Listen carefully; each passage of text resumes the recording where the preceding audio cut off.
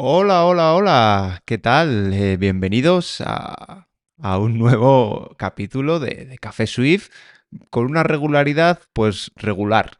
Valga la, valga la redundancia. Efectivamente. Y como siempre, no estoy solo. Está al otro lado del micrófono y de la pantalla Julio. ¿Qué tal? Muy buenas, pues nada, aquí andamos a altas horas de la noche, que son los únicos momentos que tenemos de paz y relax mental, pues para poder sacar adelante estos cafés, ¿vale? Pero la verdad que merece la pena. Y quiero aprovechar también porque últimamente recibo un montón de feedbacks positivos de gente que escucha el podcast y que, bueno, pues nos transmite pues que le gusta, que se ha convertido en un podcast habitual, ¿no? Incluso gente que nos cuenta que, bueno, ayer nos decían, ¿no? Porque ayer empezamos la tercera edición del Bootcamp Swift Full Stack y nos decía uno de los alumnos que le encantaba el podcast, aunque no se enteraba muy bien de todo, pero le gustaba, era como que él quería enterarse Pero para mejor eso de las está en cosas el que bootcamp, ¿no, contamos. Julio? ¿Eh? Precisamente está en el bootcamp para enterarse Exacto, es como he de dicho, todo lo que ya cuando contamos. acabes el bootcamp te enterarás prácticamente de todo, del 90%. Esto es un bootcamp hecho para entender este podcast. Exacto, por eso es Swift, Café Swift Full Stack Bootcamp. Efectivamente. Así que nada, pues aquí hablando un poco de todo lo que tiene que ver con, pues eso, con el desarrollo en entornos Apple, con todas las novedades. No, aquí no vamos a hablar de los nuevos equipos, ¿verdad, Arturo? Aquí nada de hardware, aquí solo software. Nos quitamos el disfraz el vestido de hardware y única y exclusivamente de programación. Pues sí.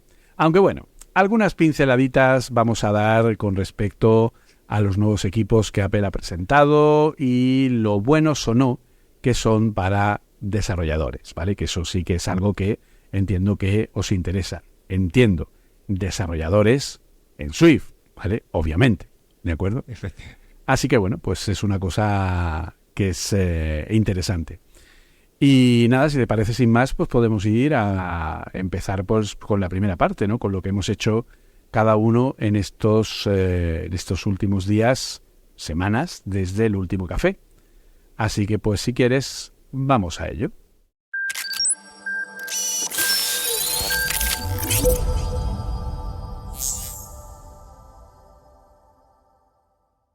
Pues sí, si quieres empiezo yo contándote un poco cómo, porque bueno, pues ahora soy padre full time, entonces Totalmente. ¿Has aprovechando hecho que un tengo... bootcamp full stack de No, no, Father Full Stack Bootcamp? no, me ha faltado. Me ha faltado eso, pero a cambio tengo muchísima suerte. La verdad que se está portando genial y me ha dejado tiempo pues para hacer cosillas que quizás antes no tenía tiempo de revisarlas. Y bueno, siguiendo con lo que he contado en otros programas, pues primero estoy estudiando la manera de poder trabajar o ampliar la funcionalidad de estas landas que comentábamos en el último capítulo de Ajá. AWS. Pues Ajá. bueno, tengo problemas de que hago llamadas a otros servicios y que son un poco lentas en el arranque, ¿vale? Ajá. Y estoy preparando algo de Landas, ya te lo he comentado a ti, Julio, Ajá. porque bueno, eso, aprovechando que estoy metiéndome en ese mundillo y que estoy utilizando varias, pero bueno, se hacían un poco lentas y en la fase de inicialización, la primera vez que la llamada se la arranque en frío, podríamos llamarle. Entonces, bueno, estoy experimentando a ver si soy capaz de trabajar con ficheros, ¿vale? Porque al final lo utilizas sobre un runtime de Linux, pero es un runtime un pelín especial, ¿vale? Y me está dando unos problemas y me estoy pegando con eso. Luego, Ajá. como siempre lo sacamos aquí, siempre tiene que salir algo, pues estuve también con Core Data de una aplicación que tenía hace No, tiempo. ¿qué dices?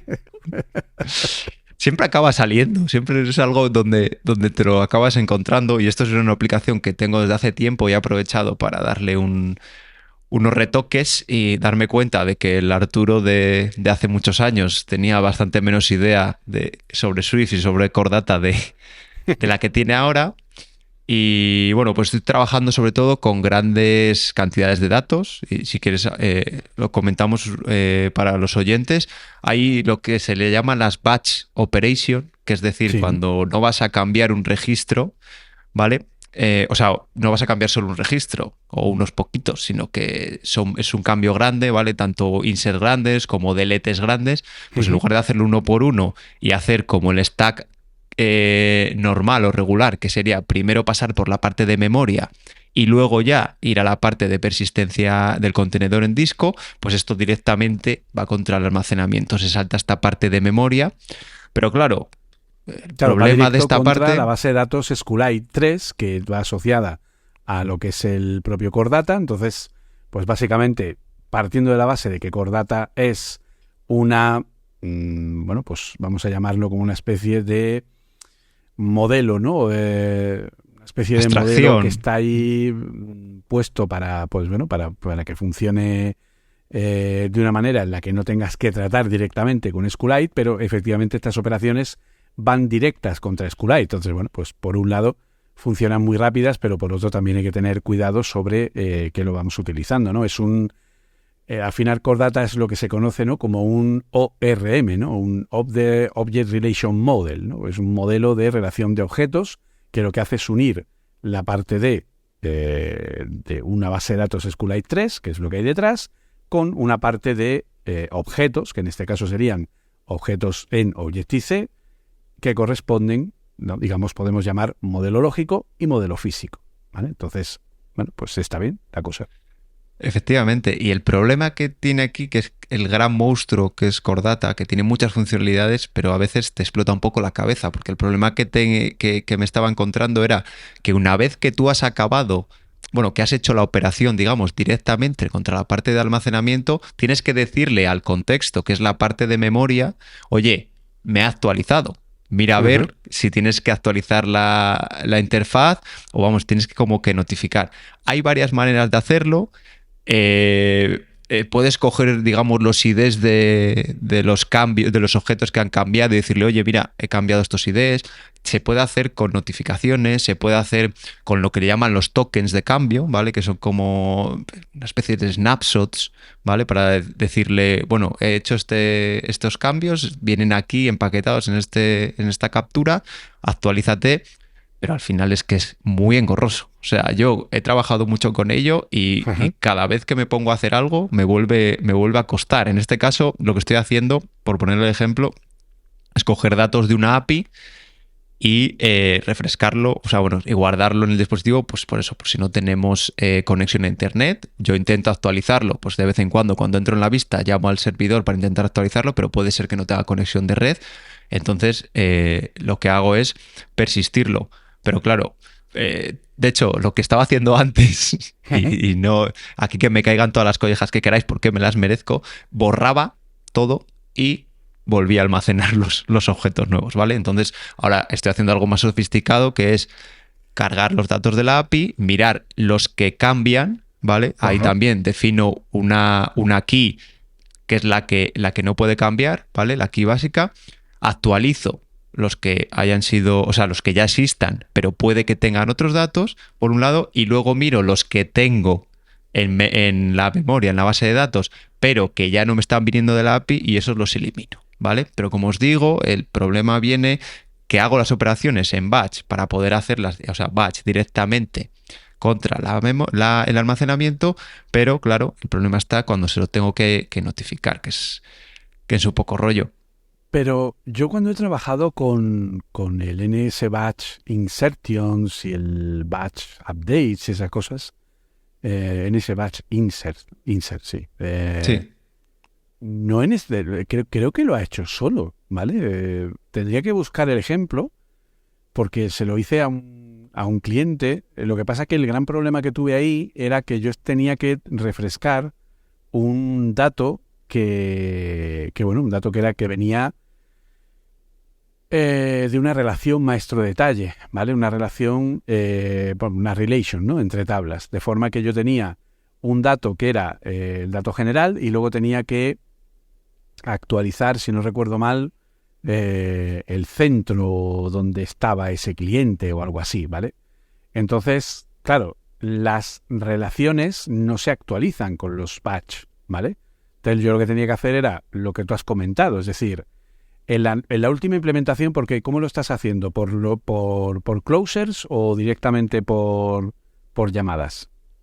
Por closers. Por Hago eso, closures. hago el perform de una operación en background y luego ahí dentro ya hago el batch insert, creo que es, sí. Pero el batch insert tiene un closer o lo usas directamente con una operación. Con closers. Con closer. Es que, para el que no lo sepa, el NS Batch, lo último que le puso Apple, no sé si fue hace un par de años, fue la posibilidad de inyectarle un closer donde le dices qué es lo que quiere que hagas con cada registro. Entonces yo lo que hacía ahí era capturar cada uno de los IDs, justo lo que has comentado, de cambio dentro de la base de datos, para luego hacer un proceso posterior que recorriera el array de todos esos registros modificados y le pegara la relación con el dato de detalle, ¿vale? Entonces funcionaba, era un parche parchoso, pero bueno, por lo menos para hacer la carga, que es una carga de 75.000 datos, pues iba a una velocidad, bueno, pues prudentemente correcta, ¿vale? No tardaba demasiado en ese sentido, pero... A ver, no es el código más intuitivo y más bonito que he usado en mi vida, ¿vale? O sea, es como un poco como un infierno, pero sin el cómo, ¿vale?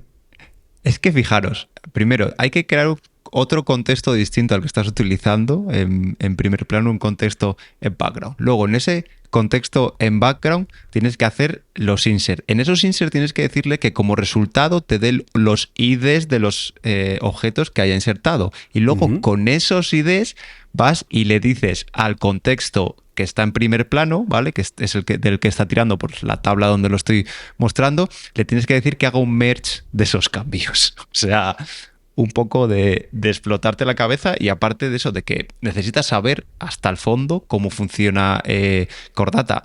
Hace no mucho estuve haciendo algunas pruebas con Real y madre mía.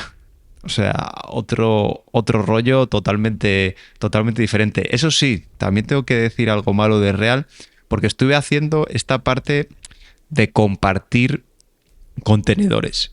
Y en Real no llega a implementarlo porque era un rollo macabeo. Y eso que en iOS también es bastante... O sea, vamos, con Core Data y con CloudKit también es bastante lío el que te invite un usuario a su parte de datos privada, ¿vale? Porque me estoy saliendo ya del tema, pero bueno, ya que nos hemos enfrascado, vamos hasta el final. Esta es la parte de CloudKit y yo creo que ya lo hemos comentado. En CloudKit está el contenedor público, está los contenedores privados o zonas, creo que se llaman, la zona pública, la zona privada y la zona compartida. Entonces tú, por ejemplo, las notas compartidas, si tú tienes notas compartidas con otra persona, con otro usuario, las que creas tú, las tienes en tu zona privada, pero él las tiene en su zona compartida, pero digamos que apuntan al mismo sitio, ¿vale? Entonces, la compartición es un poco rollo, el empezar a compartirlo por un lado y por otro, capturar todas las notificaciones que te van llegando de los cambios que ha hecho el usuario, porque claro, tú esos cambios los tienes que recoger y actualizar la interfaz en tu aplicación, con lo cual es algo bastante complicado, porque además ya os digo, como son distintos contenedores, tienes que recoger las notificaciones de iCloud, o sea, de CloudKit, de las bases de datos de la zona privada, las de la zona compartida. La verdad es que es un poco infierno. Espero, como muchas veces imploramos desde este podcast, que Apple saque una nueva librería. No sé si Apple o quizás el proyecto Swift. No sé si sería algo que haga la propia Apple o lo dejará para la parte open source. Porque bueno, al final una base de datos no deja de ser trabajar con el disco, ¿vale? Es algo más sofisticado que guardar ficheros, pero al final como SQL y todas las bases de datos tienes que guardar ficheros en el almacenamiento. No hay otra. Entonces no sé por esa parte si será el propio proyecto open source, pero desde luego la parte de la nube, ¿vale? De sincronización con la nube sí que tiene que ser Apple, porque tiene que ser una empresa la que esté detrás de ese servicio de sincronización.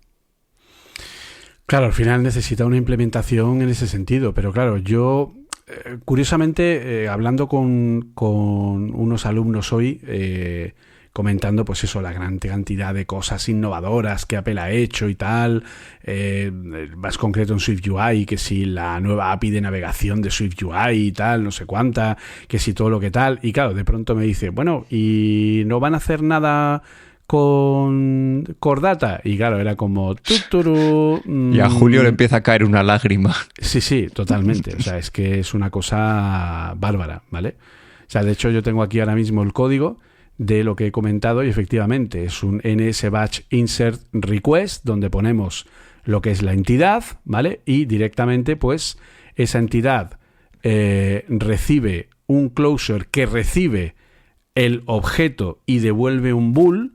Y entonces ya a partir de ahí empiezas a hacer la carga y devuelves un true o un false dependiendo de si realmente has podido o no hacer la inserción, ¿vale? Básicamente, bueno, de hecho, según pone aquí, sí, básicamente ese es el tema, ¿vale? O sea, devuelves un false si no has terminado todavía lo que es la carga y devuelves un true cuando acabes la carga para que el closer deje de ejecutarse en modo batch, ¿vale? O sea, es como, madre mía, o sea, es una implementación, claro, volvemos a lo de siempre, es que esto es Objective-C, ¿vale? Entonces, es que se nota muchísimo que esto está en Objective-C y que por lo tanto, pues, en fin, es como, bueno, pues aquí está. Hostia, de verdad, yo creo que ya va tocando, ¿eh? Y claro, el problema lo hemos comentado. Ya están hablando que iOS 17 va a tener menos cosas porque están centrados en el tema de lo de la realidad aumentada y virtual. Y luego también va a tener menos cosas porque tienen que hacer el tema de lo de las tiendas alternativas de aplicaciones para cumplir con la normativa europea. Por lo tanto, pues, y no, obviamente, volvemos a repetir lo mismo. Esto no es cuestión de meter a más gente, porque ¿dónde encuentras gente con la preparación necesaria para poder realizar estos desarrollos, ¿vale? Por lo tanto, al final, pues estamos fastidiados, por no decir otra cosa, porque no hay forma de que esto se acabe y seguimos teniendo una base de datos que lo único más moderno que tiene es las implementaciones de consulta con SwiftUI, con el @FetchRequest y el SectionedFetchRequest, que eso es muy bonito, pero es que fuera de eso, realmente es que es súper tosco, súper feo, nada intuitivo, mogollón de código para cualquier cosa. O sea, de verdad, yo creo de verdad, no creo que haya ni un solo desarrollador en entornos Apple al que no le preguntes qué crees que Apple debería mejorar y lo primero que te diga no sea Core Data. Y es que aparte el Astra, eso tú estás, no, estamos haciendo aquí la realidad aumentada y tal, pero bueno, tenemos que persistir datos y utilizamos Core Data. Es como... Claro, es que yo últimamente, si la necesidad de persistencia que tengo en una aplicación no es muy alta, pues lo siento, prefiero guardar ficheros JSON en segundo plano en la zona de documentos. Me resulta más rápido y más cómodo. A ver, para guardar 75.000 datos, pues no. Pero para guardar un registro que el JSON va a ocupar menos de 1 mega, pues, tío, prefiero guardarlo en un JSON, tío. ¿Qué quieres que te diga? Sí, es que es mucho más fácil. Y como decía, con Codable es súper sencillo. Luego también hay, creo que sacaron, no sé si este año o el pasado, también mejoraron la API de trabajo con ficheros. Aparte, los equipos son bastante rápidos y no hay esa penalización que había hace 10 años en el acceso al almacenamiento. Entonces es lógico que si no es estrictamente... O sea, Core Data es donde acabas cuando ninguna de las otras soluciones te vale. Efectivamente. Y de penas voy a pasar a alegrías, porque como he tenido más tiempo... Gracias. He podido acabar el curso de Unity y me he venido súper arriba y... Porque todo esto del curso de Unity, yo creo que ya lo dije en su día, sí, viene porque me estoy preparando para la nueva realidad de Apple. Y la parte esta que tenía de trabajo con 3D y de animaciones y todo este tipo de cosas, pues la tenía un poco de lado. Nunca he tenido tiempo o ganas de ponerme con ello. Y entonces, como me he venido arriba, pues me he puesto a hacer algunos experimentos con ARKit, pero más que con ARKit, con Reality Compose. Y lo que he visto es, lo primero, que se parece mogollón a módulos y partes de Unity. Es decir, tú pones objetos, le preparas animaciones, todo pero más bonito. Le puedes poner sonidos a las animaciones, eventos, etcétera. Creas escenas, de hecho me he hecho una demo que he encontrado por ahí, que consistía primero en detectar, o sea, las escenas puedes poner como el tipo de escenas, hay horizontal, vertical o detección de fotos, ¿vale? Que se desate la experiencia a raíz de detectar una imagen, y lo he hecho con un libro. De hecho, no hace falta siquiera un proyecto de Xcode ni nada. Que detectaba la portada de mi libro. Entonces, cuando ponía el libro, detectaba y ¡pop! Ponía la escena de realidad aumentada encima. De hecho, eso se puede detectar, y al final es no es una aplicación ni nada, es un fichero que puedes meter en una web, ¿vale? Es el típico que utiliza Apple en su web para las experiencias de realidad aumentada. Sí, pues es el fichero de Pixar y Adobe USDZ. Eso es. Y con eso ya te desencadena la escena que quieras. Pues nada, pues me hice eso. Cuando detecta el libro, pues salen ahí como unas etiquetas con los precios de las distintas ediciones, el autor, puedes ir como a un carrito. Bueno, estuve allí trasteando sin echar ninguna línea de código. Y sí, porque eso luego se carga en Reality Kit, ¿vale? O sea, sí, se carga directamente la escena, y luego ya es cuando lo unes, pues lo mismo que estuve haciendo en Unity, lo mismo que en SpriteKit, en SceneKit, ¿vale? Los desarrollos de juegos de Apple, pues al final es eso, o sea, volvemos a tener un poco lo que teníamos con el Interface Builder, que yo he de confesar que no llegué a utilizarlo, ¿vale? Ya venía unido Xcode y los storyboards. Yo sí llegué a trabajar con Xcode antes de que estuviera unido. Estuve un tiempo trabajando, y era muy duro, ¿eh? Era muy duro tener que estar cambiando de uno a otro y tener las dos apps abiertas. Pues yo creo que al final esto va a ser un poco similar. Vas a tener que tener la parte en la que con gráficos y con objetos lo vas moviendo, le creas animaciones, y luego ya eso pues tiene su conexión, no sé cómo se llamarán, outlet o como quieras llamarle, ¿vale? Al final esto pues tienes etiquetillas que son las que importas en ARKit, y en ARKit ya puedes manejar cosas de esa escena que has creado, digamos, que has diseñado, ¿vale? Ya las puedes mover con código, y bueno, la verdad es que creo que ya por lo menos no parto de cero, me queda mucho por recorrer porque no le he echado mucho tiempo, pero sin duda interesante. De hecho, animo a la gente que no lo haya visto. De hecho, les animo por dos razones. La primera, que es súper entretenido, la verdad. Y la segunda, que es lo que viene. O sea, yo creo que no nos va a quedar más remedio que ponernos con ello ya, porque bueno, es lo bueno y lo malo que tiene la programación, que evoluciona muy rápido, sí. Y si no estás atento, si parpadeas, se lo van a perder. Se lo van a perder. Al final, si queréis probarlo, Reality Composer, si tenéis instalado Xcode, que si estáis aquí debéis tener instalado Xcode, Reality Composer se instala con Xcode, ¿vale? Simplemente sí, tenéis que entrar en la parte de Xcode, en Open Developer Tools, que es una de las opciones que hay en el menú propio de Xcode, ¿vale? Donde pone la palabra Xcode, ¿vale? Pulsáis ahí y tenéis una opción de Open Developer Tools, donde podéis tener ahí el acceso a Reality Composer, o podéis usar el propio buscador, ¿no?, del sistema para poder acceder a él. Y en iPad se puede descargar. Eso iba a decir, que además es la misma aplicación. Es exactamente la misma aplicación, con los mismos formatos de ficheros, la misma opción de trabajo y tal. Funcionan además los formatos entre las dos plataformas, y el fichero que generéis pues directamente lo podéis cargar en Reality Composer, que prácticamente es una línea. Y como ha dicho Arturo, luego podéis etiquetar los objetos que vais utilizando dentro de Reality Composer, y luego por código recuperar esos objetos y modificarlos a través de sus propias propiedades. Y la verdad que está realmente bien. Pues, creo que venía cargadito, Julio. ¿Ves? Es el problema de estar tanto tiempo, sí. Bueno, tanto. Esta vez no nos hemos retrasado tanto, pero es el problema de no grabar este podcast diariamente. Pues sí, que se va acumulando el trabajo. Pues yo la verdad que durante estos días, bueno, pues de nuevo, para variar, formaciones, muchas formaciones, pero también he estado, por un lado, preparando un proyecto que tengo que entregar a unos alumnos, ¿vale? Un proyecto en lo que, cometí un error, ¿vale? Un error que, en fin, os aconsejo que no cometáis, ¿vale? Porque por mucha experiencia que tengas, al final cometes un error muy tonto, y es que me ofusqué en utilizar una fuente de datos que yo había encontrado en Kaggle, que es una página web, ¿vale? En Kaggle, ¿vale?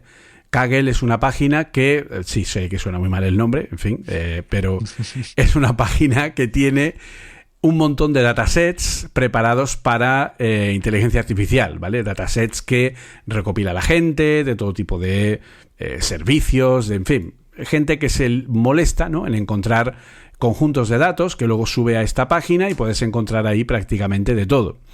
Entonces me bajé un volcado de todos los mangas que existían de una base de datos de una página que se llama myanimelist.com o algo así, que es una página, bueno, pues que es muy conocida, es como un no me sale, IMDb, pero de anime y manga, ¿vale?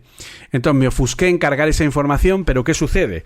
Que la información eran prácticamente todos los mangas editados desde el principio de los tiempos, ¿vale? Eran decenas de miles de datos, y entonces quise hacer una API con esos datos. Pero ¿qué sucede? Que cuando te enfrentas a decenas de miles de datos, tienes que prepararte a que, pues prácticamente todo lo que tienes ahí va a tener algún tipo de problema de dato opcional que no va a existir, elemento que está mal escrito, cosas que tienen un formato inapropiado. Entonces, lo que yo descargué era un formato CSV, y lo que hice fue crear una aplicación de línea de comando en Swift que transformaba ese CSV en un JSON.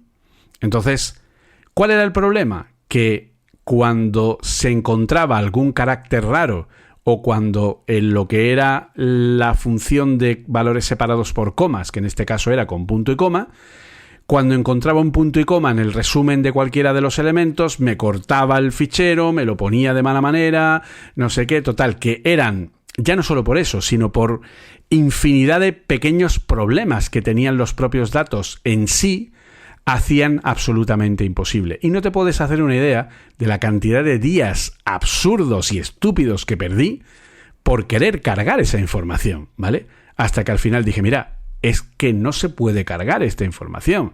Es que por mucho que lo intente, siempre va a haber algún dato que esté mal, siempre va a haber algún dato que no se va a cargar, siempre va a haber y con que haya un elemento del JSON que no vaya bien, claro, estamos hablando de un JSON que generaba para cargar en batch en la API de aproximadamente 200 megas, ¿vale?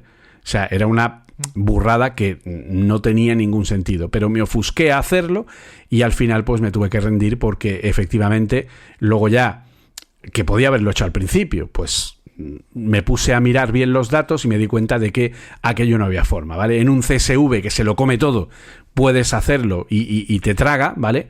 Pero en un JSON aquello no había manera de ponerlo, y menos para ser cargado en Swift, ¿vale? Entonces al final me fui a una cosa un poquito más ligera, a lo que sería una base de datos de libros de ciencia ficción. Y entonces, bueno, pues he creado una API REST ¿a que no adivinas en qué? Seguramente en Vapor. Había que hablar de Vapor en el episodio. Y entonces, bueno, es la pues cara amable de Core Data. Exacto. Y entonces, pues nada, con Vapor y con PostgreSQL, pues nada, ahí sí he podido cargar la información. Además, me he sacado una cuenta de pago en Heroku, porque ya sabes que ahora ya no se puede trabajar con cuentas gratuitas. Y nada, entonces pues he creado una nueva API que estoy terminando de probar para dársela a los alumnos. y que, bueno, pues tiene pues toda la información de distintos autores, distintas relaciones, no sé qué. Cuando te creas un modelo de datos que sea complejo, donde tienes unos libros, esos libros pueden comprarse, cuando se compran, además, los usuarios pueden marcarlos como favoritos, puedes pedir los pedidos, saber qué libros ha pedido una persona, en fin, tienes que ir montando, ¿no?, todos esos servicios. Luego tienes pues lo que es usuario y contraseña, tal, etcétera, el alta del usuario, en fin, todas esas cosas, la verdad que joder, luego queda muy, muy, muy bonito, ¿vale? Entonces, bueno, pues la verdad que he estado ahí liado con ese tema y nada, y a ver qué tal termina. Ya está prácticamente terminada, solo estoy haciendo las últimas pruebas, pero bueno, la verdad que es un trabajo. Yo todo lo que es lado servidor últimamente es lo que más me satisface cuando veo el resultado de lo que voy programando, la verdad. Sí, yo tengo pendiente, a ver si me da tiempo, una ideilla que tengo de Vapor, porque siempre que me he puesto, he dejado cosas inacabadas, pues eso, pues he hecho el típico login y registro, la autenticación, generación de tokens y todo eso, un CRUD súper sencillo para insertar cosas y tal, pero nunca he hecho algo un poco más grande y sí que tengo ganas. Por eso, porque el trabajo puede ser lo mismo, pero al final no lo es, ¿vale? No es yo creo que cuando haces una aplicación que la gente va a ver, te tienes que centrar mucho, porque no hay tiempo para todo, en la parte visual. Y todo el modelo de datos de detrás sí que lo dejas un poco aparte, aunque bueno, de hecho, incluso en equipos grandes de programadores, la gente que trabaja en equipos grandes, hay mucha gente que es desarrollador de iOS, pero solo está en la parte digamos, del front. De hecho, dividen incluso las aplicaciones entre front y back, porque hay gente que solo se dedica a la lógica del modelo de datos y todo eso, que si se hace bien y es una aplicación grande, pues lleva tiempo. Pero yo lo que me he encontrado siempre es que en las aplicaciones móviles siempre se presta mucha más atención a la parte de la interfaz y los datos como que quedan atrás. Y al final en el lado servidor te enfrentas a otros problemas. O sea, te enfrentas a problemas de escalado de miles de millones de registros, que es ahí donde tienes el cuello de botella de la autenticación, de cosas que en las aplicaciones no ves. Y por suerte, ahora tenemos Vapor, que es un framework de primer nivel, que ya está demostradísimo su usabilidad, y que tenemos, digamos, abierta la primera puerta, que es que está en el propio lenguaje que en principio dominamos, ¿no? Exacto. No, la verdad que se pueden hacer. Yo, por ejemplo, las cosas más chulas que puedo hacer con los datos es trabajar con los siblings, ¿vale? Que son conexiones de relaciones N a N entre distintas tablas, de forma que, claro, pues si tú tienes un libro y ese libro forma parte de un pedido en una compra hecha por un usuario, pues tienes por un lado el dato del usuario, por otro lado el dato de los libros, y tienes un elemento de unión entre ambos datos, ¿vale? Entonces, pues esos siblings tienes que unirlos o quitarlos a la hora de crear los registros. Y entonces las consultas que se generan desde ahí, la devolución y tal, la verdad que genera un código bastante chulo, bastante intuitivo. Y luego, sobre todo, que ahí ha ganado ha ganado 1000 puntazos Vapor al integrar Async Await, ¿vale? Se puede usar con el modelo antiguo, ¿vale? Con el modelo de los futuros, de los Event Loop Future, que era la forma antigua de devolver en un formato de promesas y futuros, pero ahora ya se puede usar directamente Async Await y el cambio telita, ¿eh? Es súper intuitivo y la verdad que es una gozada, ¿vale? Yo creo que es lo más. Y claro, muchas veces uno piensa, no, pues será cosa mía y tal, pero no, es que en la última edición del Bootcamp, precisamente Vapor fue una de las cosas que más le gustó a todo el mundo, ¿no? Además, luego lo comentaban, ¿no? Como sorprendidos, como diciendo, no, es que no me esperaba para nada, y de hecho incluso había algunos que decían como, bueno, aquí lo de Vapor, ¿no? Porque claro, yo estoy viendo Core Data, estoy viendo SwiftUI, estoy viendo TDD, estoy viendo pues un montón de cosas que son de trabajo sobre entornos Apple, ¿vale? Y de pronto el Bootcamp te saca en un módulo a Vapor, ¿vale?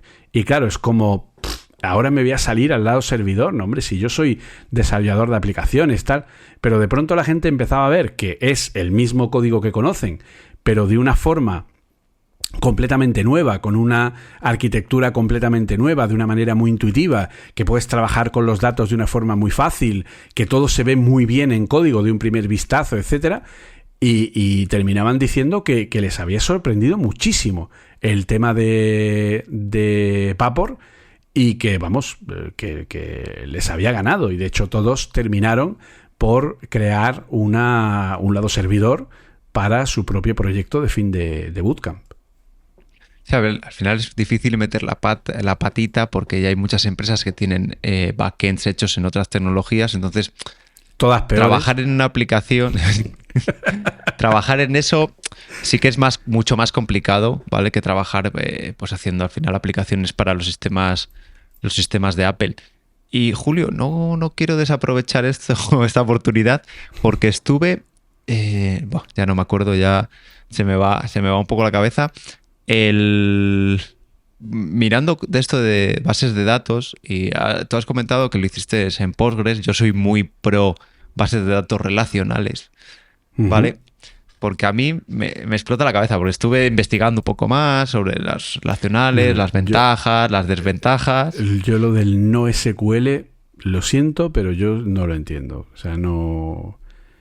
A ver, es que hay que tener mucho cuidado, y ese cuidado recae en el propio desarrollador. Te pongo el ejemplo, precisamente las bases de datos ese es el motivo por el que existe Swift. Las bases de datos relacionales tienen relaciones, es decir, si yo cambio algo en un sitio, se me cambia, como la relación, se relacionan los IDs. Imagínate pues que tengo una persona con sus objetos, ¿vale? Con sus pertenencias. Pues yo, si le cambio una propiedad a esa pertenencia, ya está reflejado cuando pido las pertenencias del usuario, me va a venir ya con ese cambio, porque el usuario tiene una relación a los IDs de esos objetos, de esas pertenencias. Pero en una base de datos no SQL, no relacional, lo que te dicen es que cada vez que cambia, tienes que ocuparte tú en el usuario, que va a tener todo, no va a tener ID, sino que va a tener todo, actualizar esa propiedad. Con lo cual, si no te das cuenta, si no estás utilizando un framework, lo bueno es que hay framework por encima que te quitan esa parte y digamos que se hace por detrás y tú no te das ni cuenta, ¿vale? Pero yo he tenido problemas realmente en aplicaciones de producción de, no, claro, es que cuando haces X operación, claro, es que se me olvidó actualizarlo.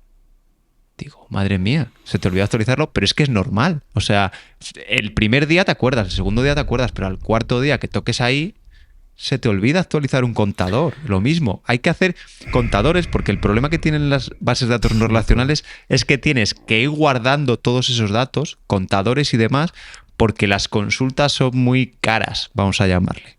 ¿Vale? Hacer consultas cruzadas, yo estuve tiempo trabajando con, era un backend en PHP, y la base de datos era SQL, no recuerdo, yo creo que era MySQL, y unas queries para los informes diarios y mensuales que te mueres. O sea, unas queries que harían vomitar un cerdo, como dicen. Para flipar las queries. Pero es que luego, si las hacías bien, y ahí eres donde entra, y tú, Julio, trabajaste años de eso, era la diferencia entre un tío como yo, que pues lo tenía que hacer las queries esas para salir del paso, a alguien que sabía hacerlas, y es que te las optimizaban. Y procesos que duraban, yo lo hacía y duraba 1 hora, venía el tío que sabía, lo cambiaba 4 cosillas y hacía 4, o sea, cambiaba las primary keys y cosas que contaba, que yo le miraba con cara de qué está diciendo este señor, pero el caso es que de 1 hora que tardaba, luego tardaba 5 minutos, ¿vale? Pero podías hacer unas burradas que no te permite una base de datos no relacional, y sobre todo que lo tienes todo ahí en una relacional y no te tienes que andar fijando en ese tipo de cosas.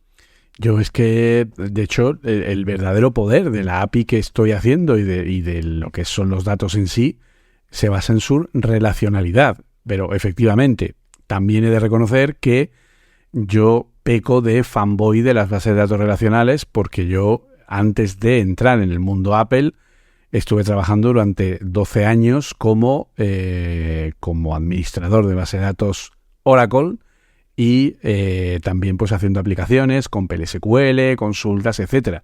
De hecho, era una cálida tarde de verano en la antigua Grecia cuando pues tuvimos, ¿vale? Un cliente, ¿vale? Es decir, esto, bueno, como ya no estoy, pues da un poco igual, no puedo contar, no creo que pase nada. A ver... despedir ya no te pueden despedir. Ya no, efectivamente, ya no pueden tal, ¿vale? A ver, yo he trabajado durante 7 años en la entonces Dirección General de Aviación Civil del Ministerio de Fomento, ahora Agencia Estatal de Seguridad Aérea, ¿de acuerdo? De hecho, cuando empezó a ser la AESA, fue cuando yo fui invitado a abandonar la academia, ¿vale? Entonces, bueno, pues ya está. Simplemente, pues, de hecho, la empresa para la que trabajaba, a los pocos meses de perder ese proyecto, pues se fue a traste, ¿vale? O sea, que fue una cosa que, en fin, era como la crónica de una muerte anunciada. Pero independientemente, muchos años antes, ¿vale? Cuando yo estaba, porque en ese proyecto llegué a tener a 15 personas a mi cargo, haciendo pues bastantes aplicaciones, bastantes proyectos con Oracle Developer 2000, que era una herramienta que tenía Oracle para desarrollo de frontends, que utilizaba un applet Java para ejecutar una parte de frontend sobre base de datos a través de disparadores, a través de triggers que lanzaban eventos a partir de los campos y de las tablas de base de datos relacionales, y entonces pues generabas ese trabajo, ¿no? E incluso luego tenías que hacer también reports con una aplicación que se llamaba Reports Developer, que bueno, pues que también era como muy, vamos, o sea, ríete tú de las constraints de UIKit. Eso es gloria comparado con lo que era hacer un informe en reports, ¿vale? Total, que en esa época, antes de tener a toda esta gente, todo este equipo, etcétera, etcétera, pues estaba yo solo. Estaba yo solo manteniendo una serie de cosas, y de pronto, pues el jefe que tenía en aquel momento, ¿vale? Pues el jefe del ministerio, ¿vale? Un tío que es, vamos, yo creo que es el mejor responsable con el que he trabajado en mi vida, ¿vale? Era un tío absolutamente excepcional, y curtido en todo tipo de marrones de todo calibre, ¿vale? Increíble, ¿no? Y me llevaba muy bien con él. Entonces este tío pues me llama y me dice, oye, mira, tengo aquí un problema, no sé si me puede echar una mano. Tengo una aplicación para la gente de medicina aeronáutica que no funciona, que esto va fatal, que la empresa que lo ha hecho dice que la culpa es nuestra porque el servidor va muy lento, que en su servidor va estupendo y que en el nuestro no funciona. Claro, la culpa es vuestra, que tenéis muchos datos. Claro, es que los cachondos de la otra empresa estaban trabajando con datos de prueba que tenían 9 o 10 pacientes.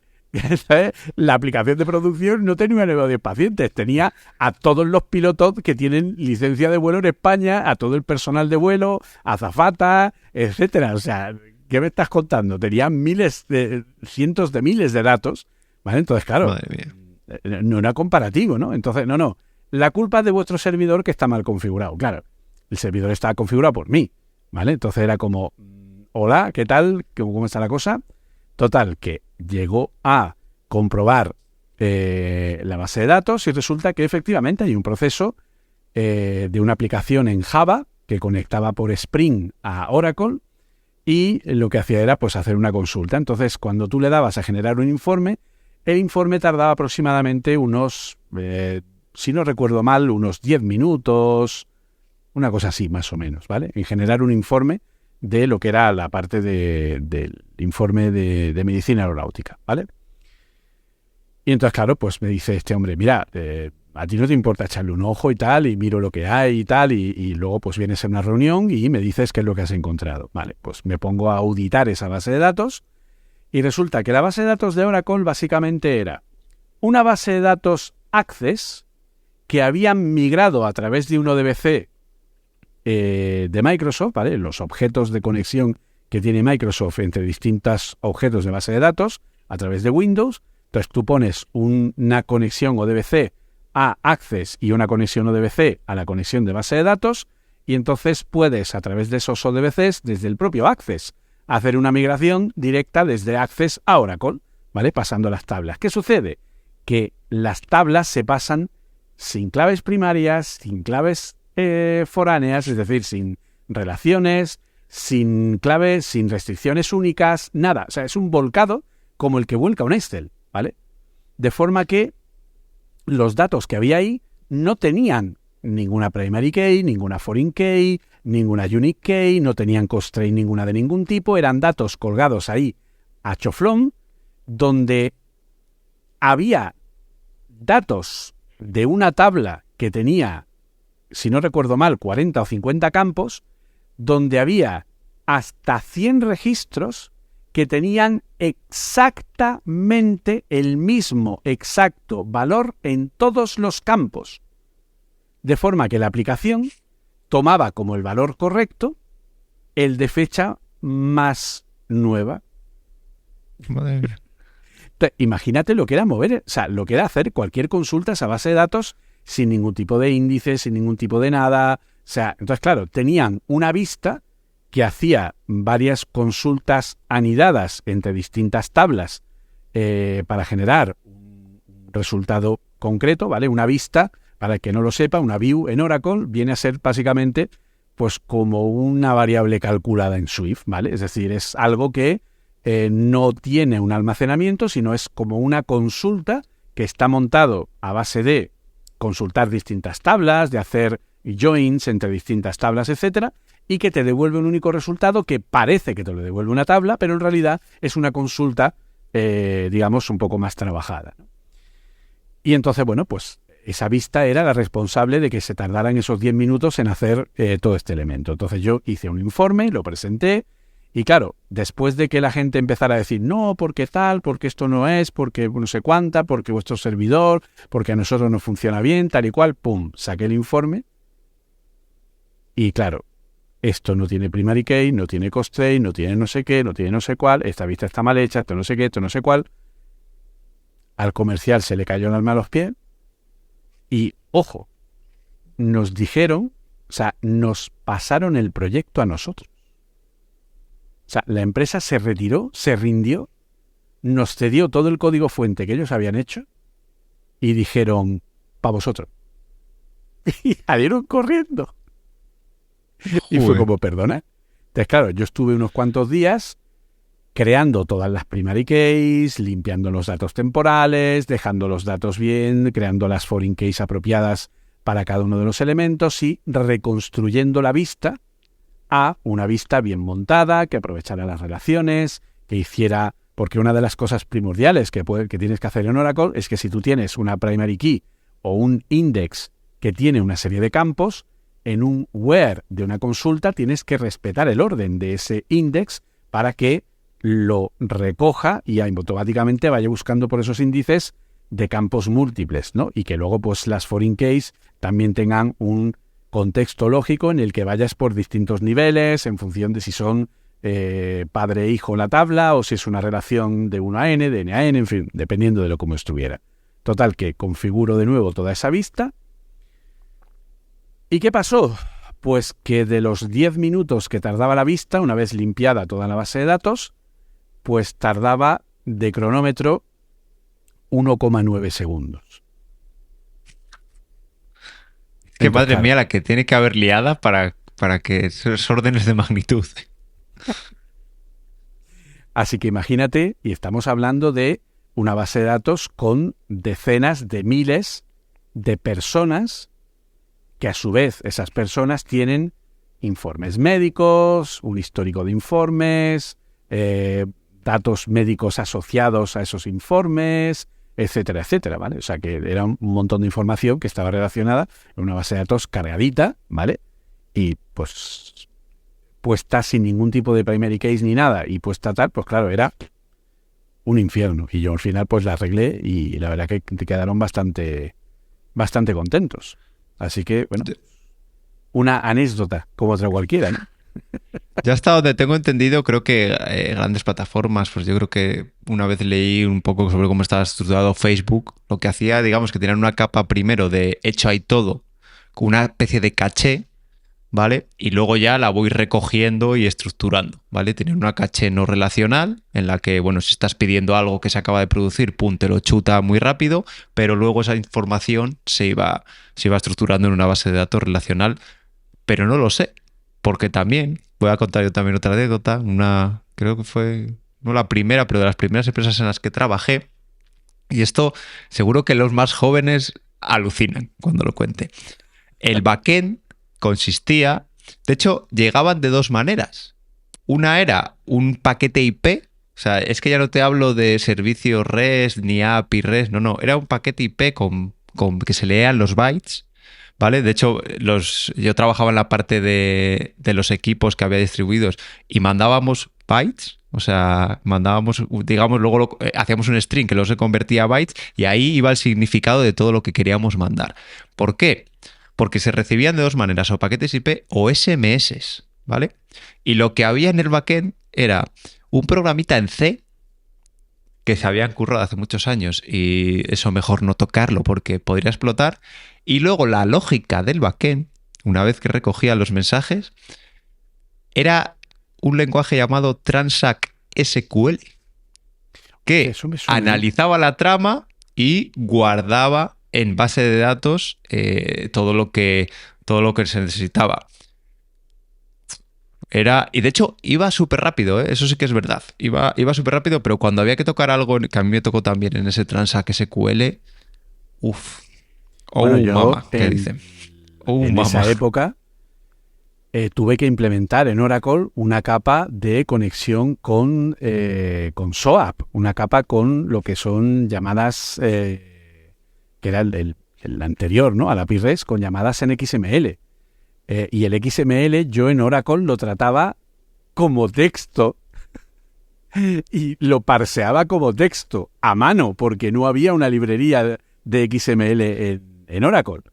Y aún así yo era el más rápido de todos. O sea, mi solución de parseo de texto a lo cutre salchichero buscando la subcadena y buscando el fin de la llave XML, etcétera, etcétera, era mucho más rápido que ninguna librería que usaban otras soluciones basadas en Java sobre los mismos servicios. Me decían, oye, ¿y cómo lo haces tú tan rápido? Y yo, no, es que... No. Y era todo parseo de cadena a lo burro, que aquello, digo, madre mía, el día que alguien le dé por cambiar aquí algo.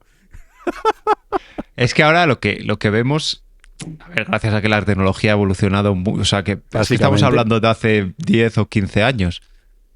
O sea, la tecnología ha evolucionado un montón, pero es que hay un montón de capas de cómo cuando te llega, que al final lo que se manda a día de hoy más o menos son JSONs, pues hay un montón de capas intermedias de control, de reenvíos y de un montón de cosas que antes no las había. Entonces, como os digo, es que llegaban bytes y si el primero era 5, o sea, los dos primeros bytes era un 5 y un 3. Pues con esos dos significa que era un mensaje de tipo no sé qué y iba aquí hasta tabla. Era un poco locura, pero bueno, la verdad es que bastante divertido. Porque seguro que estamos hablando de esto, pero alguien que haya programado hace más años dirá, eso era todo un lujo de aquellas. Un lujo asiático, totalmente. Y para no alargarnos más, Julio, si te parece, vamos a entrar con las noticias.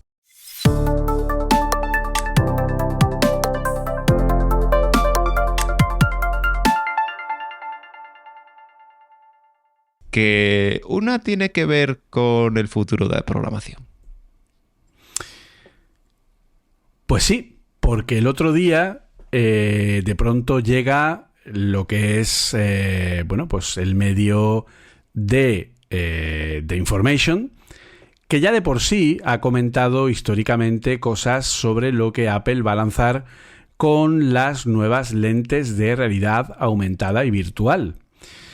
Y nos contó algo que nos dejó bastante sorprendidos a todos, que yo lo conté en el podcast de Apple Coding Daily, y que desde luego, pues si realmente pasa, va a ser algo impresionante.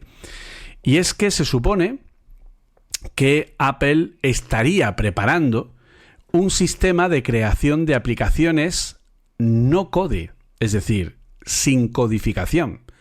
Pero claro, no serían aplicaciones, serían algo así como servicios basados en 3D, elementos que tienen que ver con objetos 3D, con crear experiencias, es decir, algo parecido a lo que hemos comentado de Reality Composer, pero hecho con una nueva herramienta cuya característica clave es... ¿Cuál es, Arturo? Que sería controlada con nuestra voz, que no habría que echar ni una sola línea de código. Básicamente sería como hablar con Jarvis. Es como si fuéramos Tony Stark.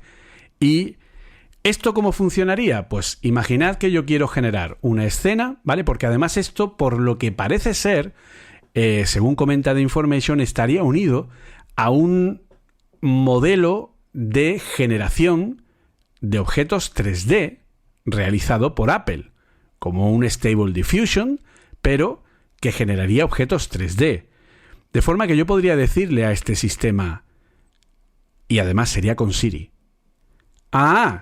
Siri, para que no salte, hazme un cohete de color rojo y blanco así con ajedrez como el de Tintín Viaje a la Luna, donde pueda poner un pequeño muñequito que abra una puerta en la parte de abajo y el muñequito pueda entrar dentro, o sea, describirle una escena 3D y teóricamente Siri pintaría o dibujaría eso y generaría la experiencia. No sé hasta qué punto. Hasta el punto de que le puedes decir, genérame el cohete no sé qué. Házmelo más grande. Ahora con un ala más. Pónmelo con la punta más fina, la punta más gruesa. En vez de 2 motores, ponle 3. Y lo iría cambiando. Insisto, igual que Jarvis. Es decir, Tony Stark no programa la Mark II en Iron Man 1. Tony Stark le va diciendo a Jarvis, ahora ponme no sé qué, ahora no sé cuál, aprieta esto más, ponte aquí no sé qué, ahora calcula la cantidad de combustible que tienes que poner, ahora haz no sé qué, tal. ¿Ya está? Eso es lo que hacía con Jarvis. Entonces se supone que haría eso. ¿Tú hasta dónde ves que esto pueda ser plausible? A ver, yo creo que todo depende, más que de que creen un IDE en base a esto, de la parte de Machine Learning que avance. Uh-huh. Porque sí que es verdad que con todo esto que ha salido de Stable Diffusion, de ChatGPT, ha habido con mucho hype. Pero de repente se ha visto que, oye, espera, esto sí, mola mucho, y mola porque esto llevaba tiempo ya y lo hemos liberado ahora y estáis flipando.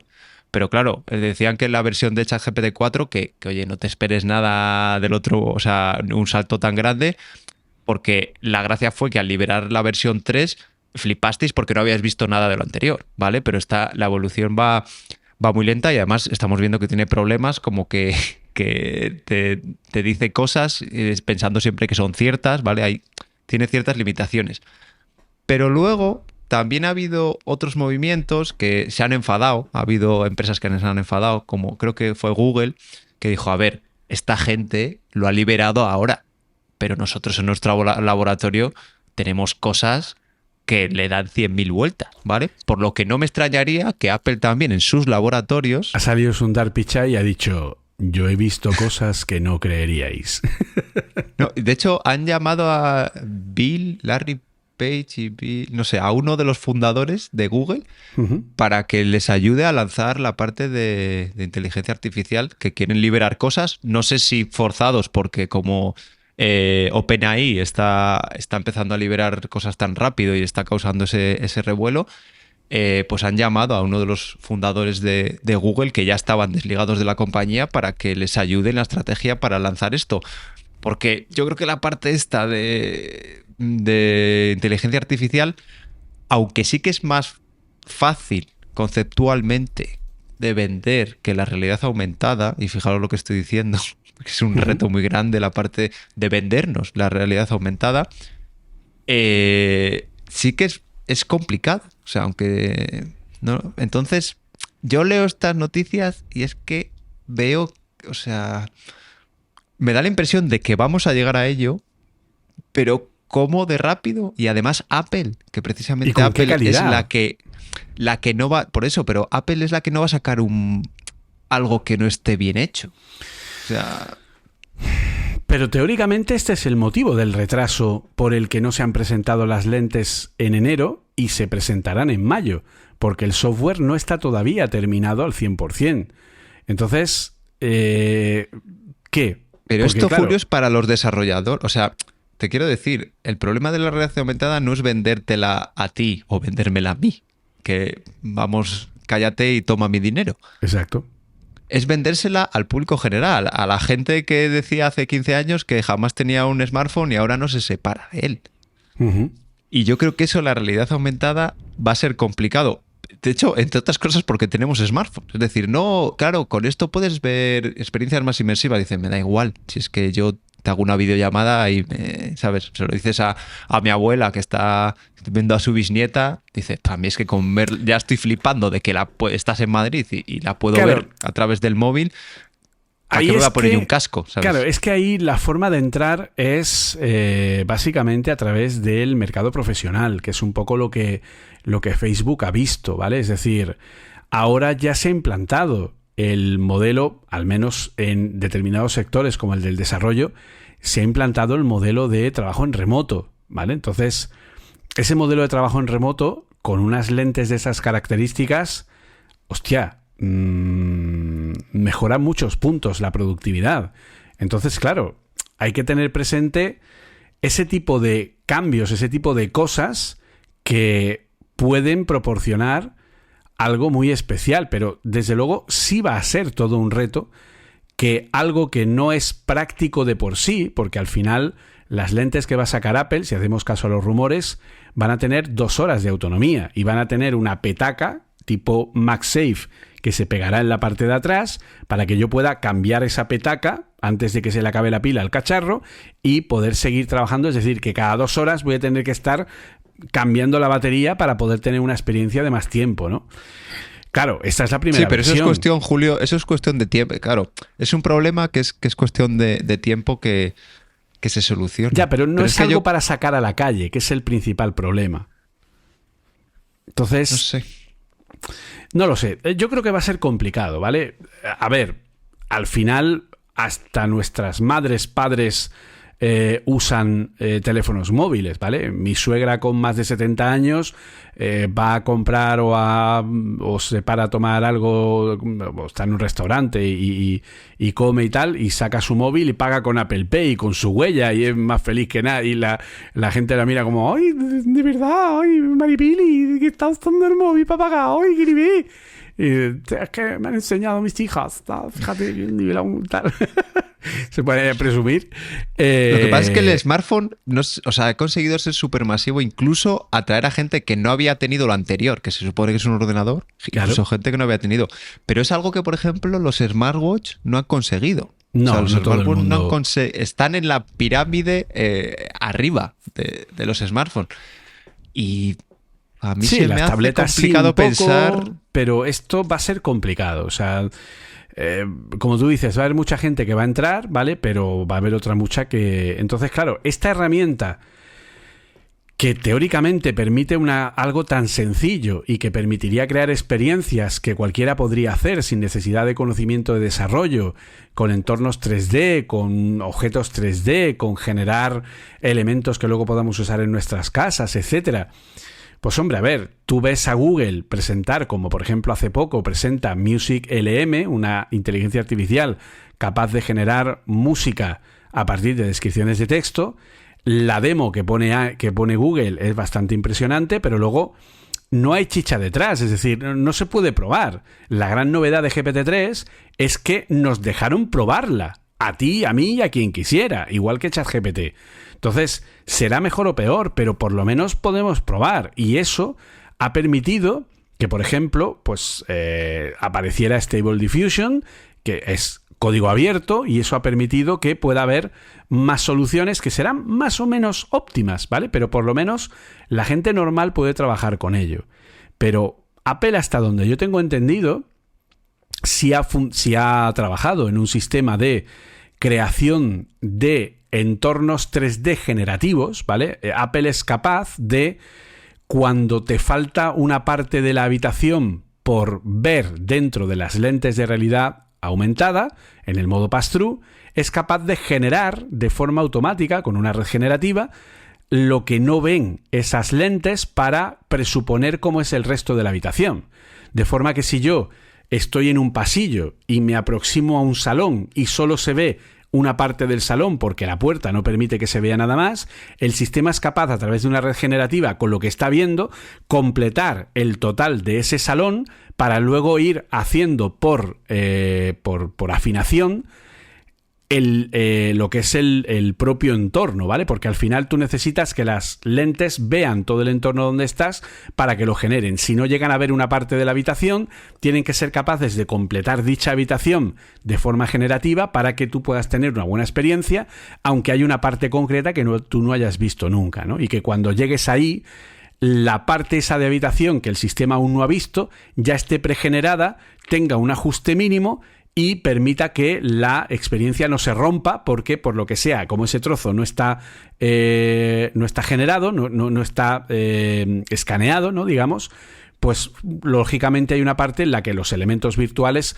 no se pueden mover, ¿vale? Entonces, bueno, pues en esa parte sí la tiene publicada Apple en su web de machinelearning.apple.com. Pero el tema de una red generativa de objetos 3D, ojo, estamos hablando de el top del super top de lo que hoy día pueden hacer las inteligencias, ¿vale? Que es la generación de objetos 3D. Y aún así, objetos 3D de aquella manera, ¿vale? Entonces, que de pronto no salgan con esto, a mí me parece cuanto menos curioso, ¿vale? Oye, que me apunto, ¿vale? Pero como hemos dicho antes de entrar al programa, ¿le vamos a pedir a Siri que no es capaz de encender una luz con el reloj? O sea, entiéndeme, que le dice, enciende la bombilla, y te dice, no encuentro bombilla, no sé qué es bombilla, pero he encontrado esto en internet. ¿Y esa te va a ayudar a hacer un programa? No sé, en fin, esto... A ver, es que me parece tan distinto esto, o sea, esto como reto, y ahora personalizándolo en Apple, me parece tan distinto a cómo fue el iPhone, porque esto, de hecho justo mi profesora de inglés me ha puesto esta mañana un vídeo de Mark Gurman. Gurman! ¿Cómo te ha puesto un vídeo de Mark Gurman? Lo de las gafas.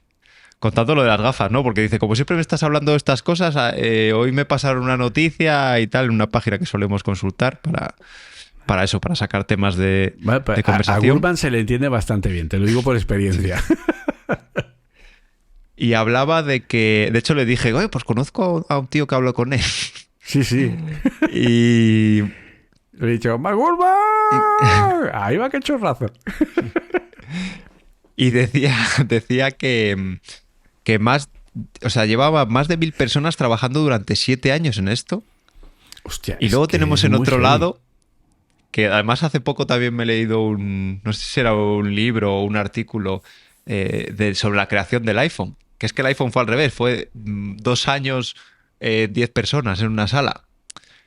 Es tan distinto el reto que no sé si Apple en este caso, mira que confío en Apple para muchas cosas, pero no sé si en este caso va a tener algo. Y, o sea, también confío en Apple en que si saca algo es porque lo tiene, porque lo que comentamos, bueno, que no lo hemos comentado, pero lo que comentan en muchos medios que hablan sobre Apple, lo del Apple Car, ¿vale? Apple no ha sacado el coche porque no ha dado con nada donde pueda imponerse a los demás, porque según ellos, pues siempre se dice que Apple va a sacar un producto donde tenga alguna ventaja. Si se ponen a generar un producto, a intentar lanzar un producto y no tienen nada que les diferencie a la competencia, no lo van a sacar. De hecho, es que bueno, el Apple Car, por si alguien se lo pregunta, ¿vale? Yo ya se lo confirmo. El Apple Car, una de sus principales conceptos a nivel de diseño es que sería el primer coche de producción masiva sin puesto de conductor. Sin nada.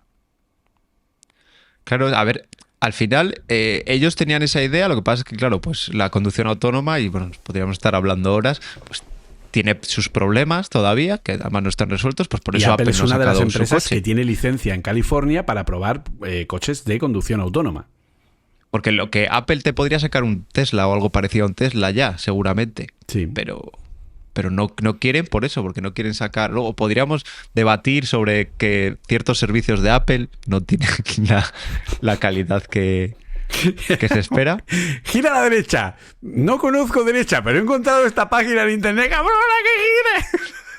Y además el otro día hablando con un amigo, me he tenido que tragar mis palabras, porque siempre dije, ¿para qué Apple se mete en televisión en general? O sea, vamos, en general, en hacer series y películas y tal. Y es al revés, porque me parece que TV Plus, la verdad, yo se la estoy disfrutando como un enano, y me parece que sí que tiene más calidad media. La calidad media de las producciones son muy buenas. Pero sí que es verdad que Apple, comparado con Netflix, es como el día y la noche. O sea, es una cosa... A Netflix, cuando le sale algo bien, es un poco como, oh, casualidad, de pronto miércoles Addams, ¿no? Es como, oh, Dios mío, Merlina para la gente que es de Latinoamérica. No, o sea, y es como, oh, me ha salido todo bien. Curioso. Si hago 200 cosas, es como Samsung. Saco 200 móviles, y alguno tiene que ser el mejor alguno tiene que ser el mejor en su sector. Por eso, claro. El mejor hasta la fecha. Sí, sí. Pero joder, no quería hablarte de los nuevos Samsung, que no sé qué tienen de nuevo. Sí, los nuevos Samsung Spider, ¿no? Que parecen como un... En fin, pero ya no es Samsung. O sea, que ahora mismo, pero eso lo me hemos sirve hablado para muchas decir... cosas. Es que no tienen nada más que ofrecer, pero ni Samsung, ni Apple, ni nadie.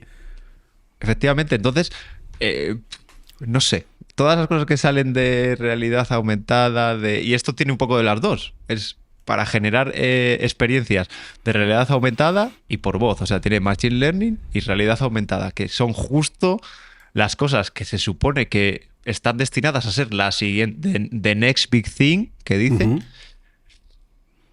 pero que no lo sé. Que es que no, mira que quiero creer, Julio, pero no soy capaz. Want to believe. Me cuesta un montón. Nada, esto como diría Ted Lasso, ¿no? Señalando arriba al cartel de Believe, pues lo mismo. Grandísima serie. O sea, fíjate lo buena que es Ted Lasso, que estoy yo viendo una serie que es de fútbol. O sea, eso indica lo buena que es Ted Lasso. Mi mujer y yo, ojo. O sea, que eso tiene tela. No. O sea, Apple TV está llena de Apple TV Plus está llena de grandísimas series y de muy buenos productos. Pero efectivamente... A ver, yo personalmente creo que lo que Apple presente nos va a romper. Elige la parte del cuerpo que tú quieras, esa te la va a romper, ¿vale? O sea, el cerebro, el orto, todo, lo que sea. O sea, yo creo que cuando salga vamos a decir, what the fuck, ¿pero qué es esto? ¿Pero qué has hecho, Apple? O sea, va a ser, de verdad, repito, me puedo equivocar, ¿vale? Obviamente, me puedo equivocar. Pero yo tengo la impresión de que, igual que cuando Steve Jobs salió e hizo así con el móvil y vimos el scroll inercial y dijimos, ¿qué brujería es esta? ¿Vale? Y dijimos, Steve Jobs debe ser de Gryffindor. Hola, Steve. Bienvenido a Hogwarts. Pues esto es un poco así, ¿vale? Entonces, yo tengo insisto, es una intuición mía personal, que no sé si es por intuición, por ganas, por ilusión, no lo sé. Pero tengo como un algo que me dice que cuando Apple presente esto vamos a decir, hemos viajado al futuro y no nos hemos dado cuenta. Creo que Apple va a presentar cosas que automáticamente nos van a hacer pensar que nos están tomando el pelo y que eso no es verdad. y que eso no se puede hacer. Y cuando lo veamos cómo se hace, vamos a decir, pero qué puñetas es esto, pero esto qué ha pasado. Es un poco lo que pasa con ChatGPT, ¿no? Que la gente que realmente le saca, pues habla con Oliver, ¿vale? Yo cada vez que hablo con Oliver, está emocionado, ¿no? Del uso de ChatGPT y cómo tal, y cómo funciona, y cómo corrige, y cómo hace, y los resúmenes y tal, y lo ves que está usando la herramienta de manera constante, etcétera, y está realmente emocionado porque dice, es que a mí me dicen hace 2 meses, literal, o 3 meses, que voy a ser capaz de sacar todo el trabajo que estoy sacando gracias a una inteligencia artificial y me río en tu cara.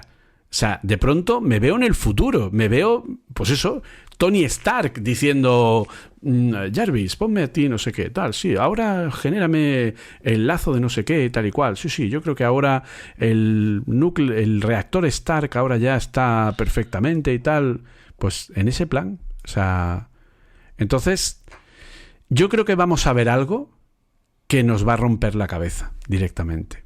Insisto, es mi, llámalo, pues no lo sé, a lo mejor es ilusión, ¿no? Por lo que podemos llegar a ver. Pero yo creo que va a ser algo muy, muy heavy, que no estamos preparados para ver. O sea, no esperamos lo que vamos a ver. Ojalá tengas razón. Ahora se me ocurre, ¿quién lo presentará? ¿Será el propio Tim Cook? Y ya dice, y con esto me jubilo. Va a ser un holograma en realidad aumentada de Steve Jobs, con voz generada a través de una inteligencia generativa que va a reproducir la voz de Steve Jobs. No sé, eso es un poco creepy, ¿eh? No sé si se atreverá. Pero lo que digo, coge Tim Cook, lo presenta, o sea, ahí que nos vuela la cabeza y coge y tira las gafas y dice, ahí os quedáis, que me jubilo. Mejor, ¿sabes? Ya sabes que el mejor maestro de ceremonias que Apple tiene ahora mismo, ya sabemos tú y yo quién es, ¿verdad? Air Force One. Air Force One, el gran Craig Federighi. Bueno, a mí me mola mucho el de los Apple Silicon, que por cierto en los últimos no salió. En la presentación de los M2 no... Ya no sé, joder, Johnny Tsurugi se llama. Johnny Tsurugi, sí. No, ahí también sale John ese tío se merece presentar las Apple Glass. Se lo merece. Sí. Porque es el que mejor lo ha hecho. En la última presentó John Ternus, que es el SVP de ingeniería de software, de hardware, perdón. De hardware. Y bueno, que es el de ingeniería de software, ya sabemos que es Craig Federighi. Entonces, pues... Pero vamos, un tío que es capaz de hacerse ahí una animación de flash y luego a cámara lenta hacer así con el flequillo y tal, y que se ríe de sí mismo y que se pone a hablarle a un memoji de una gallina y hacerle ahí... O con el chándal ese que salió en una presentación. Hostia, es verdad. Yo quiero ese chándal, ¿eh? El chándal de Swift de color así naranja hortera. Eso yo lo quiero para ir al gimnasio. Y eso que no voy al gimnasio, pero lo quiero. Fue lo primero que dijimos cuando vimos el chándal todo. Dijimos, yo quiero ese. Madre mía. Lo que pasa, Julio, es que eso, ves... Somos como somos. De hecho, yo, por ejemplo, tengo alguien por ahí en Cupertino y la niña ya tiene un body comprado directamente allí en la tienda de empleados de Apple. Y también tengo pedido una camiseta para mí. Digo, ¿qué es eso de regalar cosas de Apple a la niña y dejar a su padre sin nada? Pues sí, pues una camisetita de Swift o algo. Yo tengo camisetas de Swift, pero claro, las hacemos nosotros para Apple Coding, ¿no? Entonces, pues, en fin, tenemos ahí esa opción. Pero la verdad que yo creo que puede ser algo interesante, ¿vale? Seguimos un poco, ¿vale? Por ir avanzando y por ejemplo, pues tenemos ya la primera versión estable del plugin de Swift para Visual Studio Code, ¿no? Tenemos ahí esa versión 1.0.0, ¿no? ¿Tú la has estado probando? Pues la verdad es que la he probado poquito porque, claro, como solo o la mayoría del trabajo que hago es en sistemas de Apple, pues estoy con Xcode a tope y aparte la parte esta de las lambdas también la hago en Xcode y pues esa sí, yo creo que hace tiempo en Visual Studio Code. Sí, te genera el proyecto y bueno, claro, si es que tiene plugin se puede hacer. Lo que pasa es que lo que no Visual Studio Code es como es lo mejor de lo peor, porque están hechas en Electron. Sí, Y hay cosas que me efectivamente. chirrían un montón, la interfaz, los iconos. Es que abro Visual Studio Code y abro al lado Xcode y uno se parece a las ventanas que tengo en Mac y otro no se, y Visual Studio Code no se parece absolutamente a nada y eso me chirría. Eso sí, está en Electronic todo lo que queráis, pero va muy bien. Es súper rápida, súper completa y tú, Julio, que me consta que sí que lo has estado probando a fondo, podríamos decir que tiene muchas cosas mejor que el propio Xcode. Es más estable en cuanto al autocompletado, también tiene sus cositas, ¿eh? Y también se le va un poco la olla de vez en cuando y tal, pero es algo más estable con el autocompletado, etcétera. Al final, lo que Apple pretende con este plugin de Visual Studio Code es proporcionar un entorno de desarrollo integrado, lo más parecido que puede ser un editor de texto, para entornos Linux, ¿vale? Es decir, yo puedo montar un Ubuntu, por ejemplo, o un CentOS y poder tener un entorno de escritorio y dentro de ese entorno de escritorio tener un editor que me permita trabajar directamente con Swift, que es capaz de encontrar el intérprete, o sea, el compilador de Swift, es capaz de conectar las tareas, es capaz de realizar tareas básicas de build, de run, es capaz de hacer debug de una ejecución, ¿vale? Podemos ejecutar directamente de Visual Studio Code y obtener las salidas de depuración e incluso crear breakpoints y que podamos ver el volcado en memoria, etcétera, etcétera. Todo eso con Swift, pues hombre, se agradece bastante, ¿vale? El poder acceder a la capa de Low Level Debugger, el LLDB, en fin, pues al final que sí, que en Mac tenemos Xcode, pero en Linux o en Windows no tenemos Xcode. Y entonces, pues, es una ayuda interesante. Y luego, por mi parte, se mezcla con que yo sí estoy pagando el plugin de GitHub Copilot, el plugin de inteligencia artificial. Y entonces, bueno, pues ese plugin me ayuda en los proyectos que estoy haciendo, como por ejemplo el que estoy haciendo ahora de Vapor, donde no siempre acierta en el autocompletado, pero por lo menos es una ayuda que te evita tener que ir a la documentación para recordar cómo se hacía un sibling o cómo se hacía una consulta a través de un sibling o cómo se cargaba una touch a través de la propia relación cuando quieres unir la relación N a N a partir de uno de los puntos de entrada de la propia relación, en fin, que son cosas que requieren una implementación muy precisa y que pues normalmente lo que haces es ir a buscarlas a la documentación. Y con GitHub Copilot pues te ahorras esa parte porque él ya te crea la estructura de inicio y luego ya pues simplemente si se ha equivocado en alguna parte, algún nombre de variable, alguna cosa puntual, pues lo puedes cambiar o lo que es la propia estructura, ¿vale? Pero en principio pues la verdad que funciona bastante bien en ese sentido. O sea que yo os invito a probar Visual Studio Code y a instalar este plugin de lo que es Swift, ¿vale? Que es el plugin oficial, que ya está en la versión 1.0.0 y que, bueno, pues te va a permitir coger todo lo necesario para que, bueno, pues puedas trabajar a ese respecto. A ver, lo bueno de Visual Studio Code que tiene esta opción de los plugins y a mí, por ejemplo, me salvó la vida, me facilitó una vez la vida, pues estaba colaborando en un backend en Node.js, Vue, no lo sé, ahora mismo no sé bien qué es framework, qué es tal, ahí me pierdo un poco, entonces yo tenía que hacer algunas partes y retocar y pequeños cambios, porque yo estaba haciendo las aplicaciones, pero bueno, también la API la tocábamos entre todos.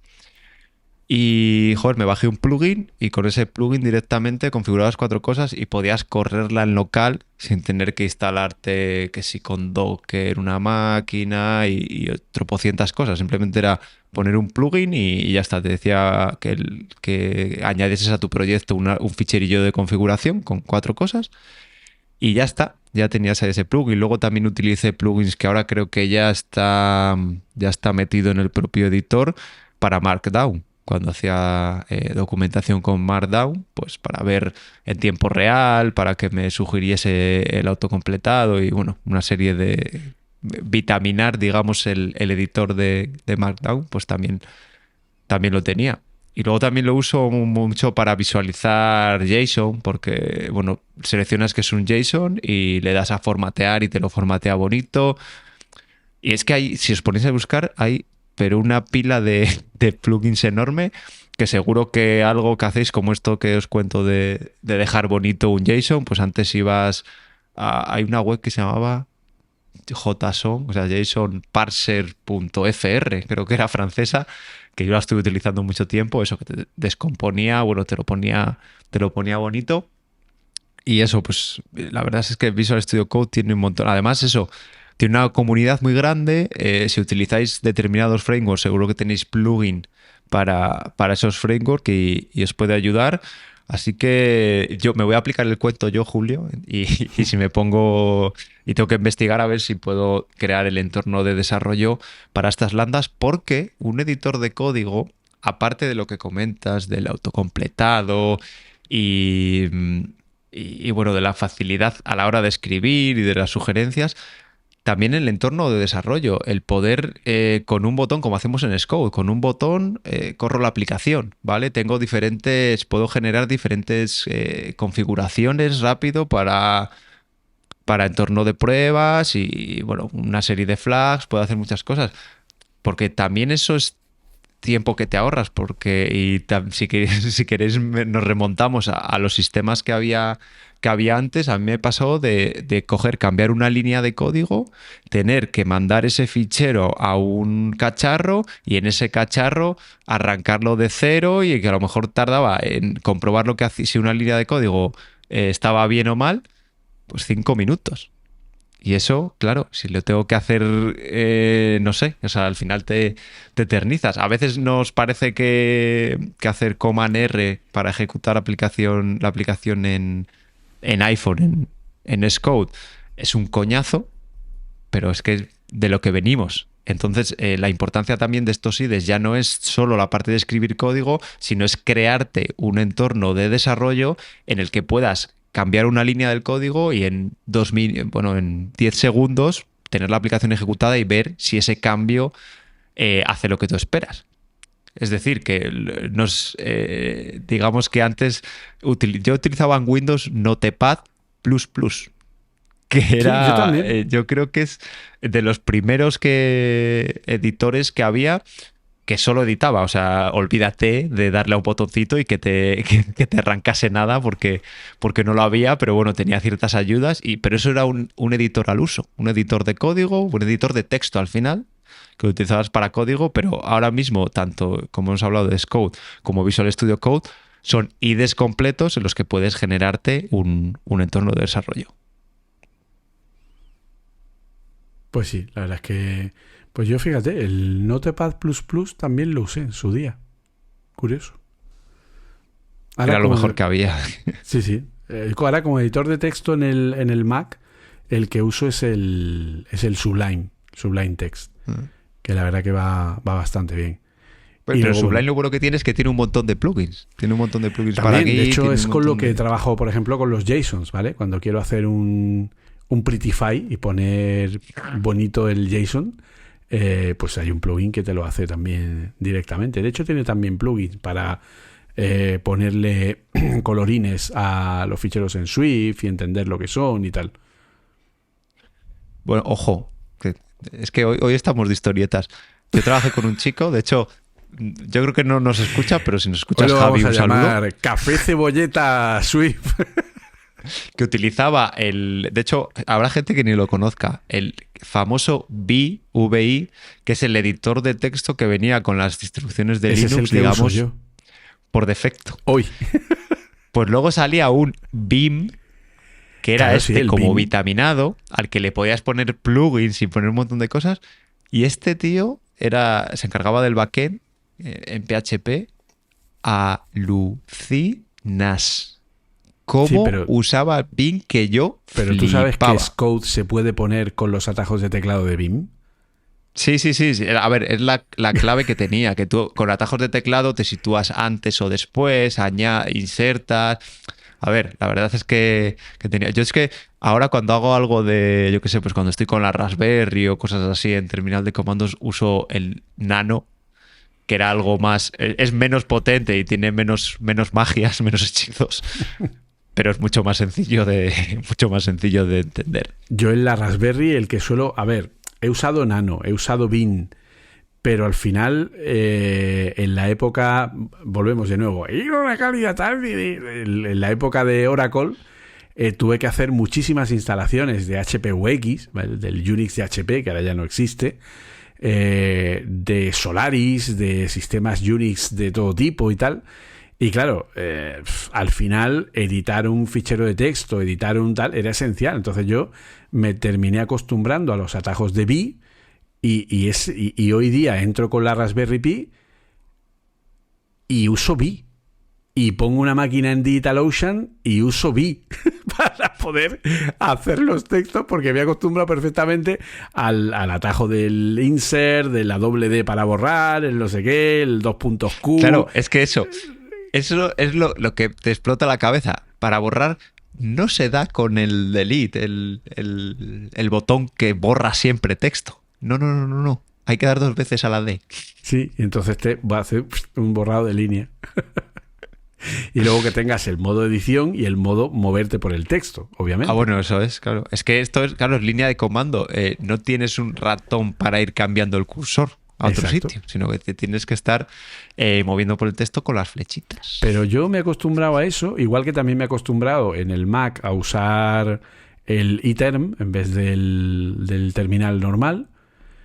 Y nada, la verdad que no tengo ningún problema a ese respecto. De hecho, ese puntito de la línea de comando así tal, a mí me mola el hacer cosas por línea de comando y no sé, es una cosa un poco más, me hace sentir que soy más experto. Ya, a ver, yo de hecho pues justo antes de Navidades compré una Raspberry porque tenía corriendo pues servidores. Ya tuviste suerte porque está la cosa complicada. Bueno, claro, de segunda mano. Claro, es que Pues cuando me deshice del Mac Studio tenía ahí varios servidores corriendo y ahora como iba con un portátil, pues no era plan de tener el portátil con servidores. Y entonces, pues claro, tuve que pasar esos servidores a otro sitio y la verdad es que sí que me divertí bastante por levantar. Es que además ahora se pueden hacer una cantidad de cosas con la Raspberry, incluso brutal. Con Swift. Sí, con Swift, ya te digo.